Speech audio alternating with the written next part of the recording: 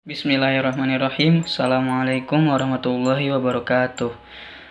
Perkenalkan, nama saya Aziz Baihaqi dari kelas 11 Agama. Untuk memenuhi tugas bahasa Indonesia yaitu meresensi sebuah buku. Kali ini saya akan meresensi sebuah buku novel karya Fiersa Besari berjudul Konspirasi Alam Semesta. Identitas buku ini, untuk judul buku ini yaitu Konspirasi Alam Semesta. Kategori fiksi novel. Kota terbitnya yaitu diterbitkan di Jakarta. Tahun terbit yaitu pada tahun 2017.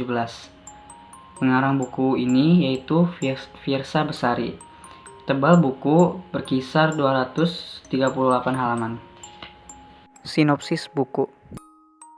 Terlahir dari ayah seorang ekslapol, membuat Juang harus siap menghadapi setiap celaan dan cemoohan dari orang lain, bahkan tetangganya.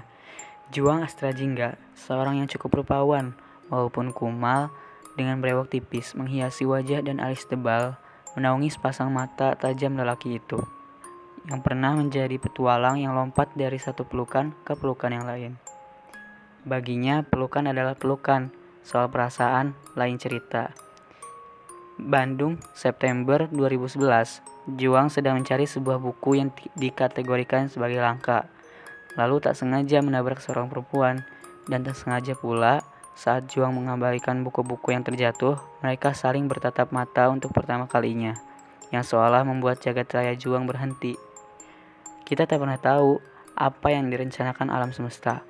Saat Juang hendak melaksanakan tugasnya untuk mewawancarai anak dari sinden Sinta Aksara, seorang yang memiliki suara emas dan membanggakan bangsanya di mancanegara, namun sepertinya dilupakan oleh bangsanya juga.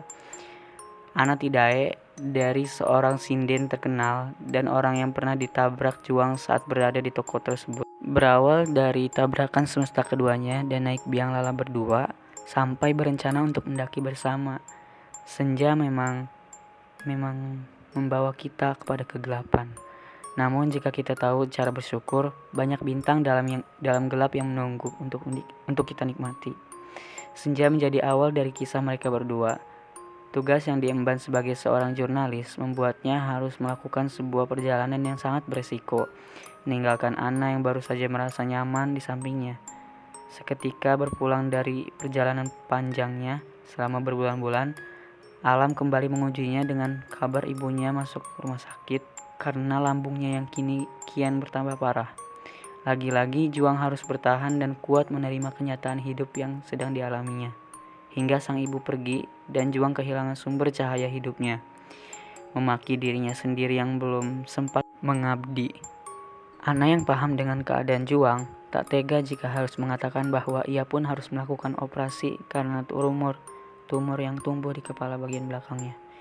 Belum sempat Juang mengetahui keadaan Ana, ia terlebih dahulu kecewa pada Ana yang ia temukan berada dalam pelukan Derry yang saat itu memang masih mengharapkan Ana kembali.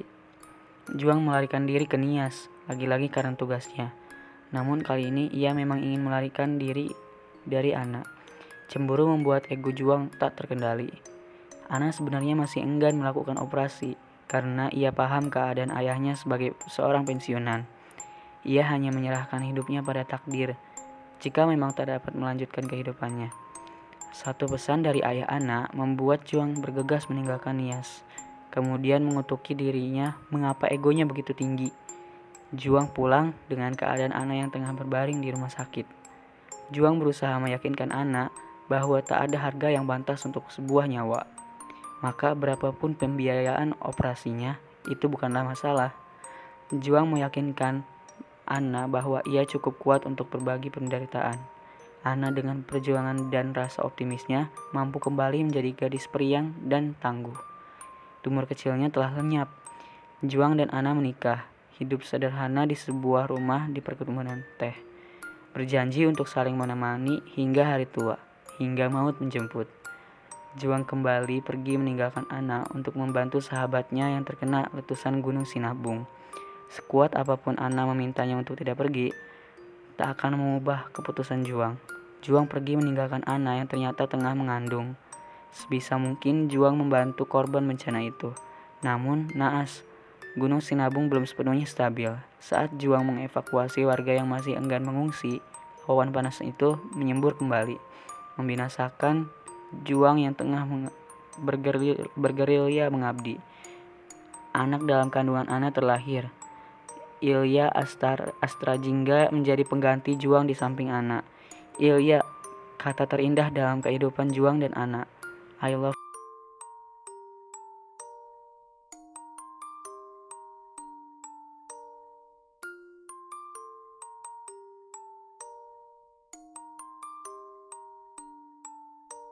Isi resensi. Ada banyak sekali keunggulan buku novel konspirasi alam semesta ini. Yang pertama yaitu buku ini cukup menarik karena terdapat campuran antara album lagu dengan sebuah naskah cerita yang disatukan menjadi sebuah album. Yang kedua, buku ini tidak hanya bercerita tentang cinta saja, namun diselipkan banyak kisah-kisah inspiratif yang membuat rasa nasionalisme kita semakin tinggi, semakin bersemangat terhadap cinta tanah air kita. Yang terakhir, buku ini cocok untuk kalangan remaja karena selain memuat isi cerita tentang cinta, itu juga berisi tentang kisah-kisah inspiratif untuk menambah semangat nasionalisme kita dan juga sebagai wadah untuk kita mencari jati diri. Ada sedikit kekurangan dari buku novel ini, yaitu bahasa yang digunakan itu terlalu tinggi, sehingga banyak beberapa kosakata yang mungkin tidak dipahami oleh beberapa orang. Dan buku ini tidak cocok untuk segala kalangan. Hanya itu saja yang bisa saya sampaikan dalam resensi kali ini. Kurang dan lebihnya saya mohon maaf. Apabila terdapat kritik dan saran, silahkan beri di kolom komentar. Akhir kata, terima kasih. Assalamualaikum warahmatullahi wabarakatuh.